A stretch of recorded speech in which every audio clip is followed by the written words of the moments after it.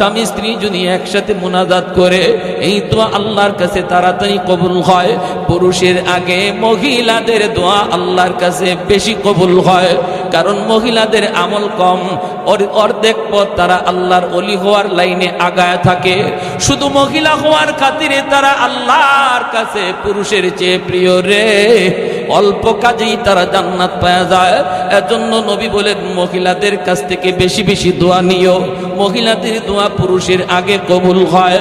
স্বামী স্ত্রী যদি একসাথে মুনাজাত করো, স্বামীর মুনাজাতের আগে স্ত্রীর হাতের দোয়া কবুল হয়ে যায়।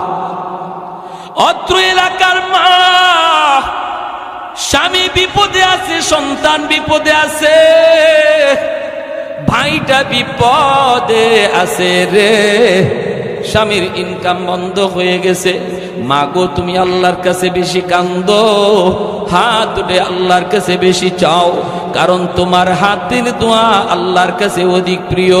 পুরুষের আগে মহিলার দোয়া কবুল হয়। স্বামীর জন্য বেশি বেশি দোয়া করো, ছেলেটার জন্য বেশি বেশি দোয়া করো। মনে রাখো তোমরা মহিলা হওয়ার কারণে আল্লাহর কাছে তোমরা অনেক দামি, অনেক দামি, কারণ তোমাদের ডিউটি হলো চারটা। আইয়ুমা ইমরাতিন ইযা সাল্লাত খামসাহা ওয়া সামাত শাহরাহা ওয়া হাফিজাত ফারজাহা ওয়া আতাআত বালাহা।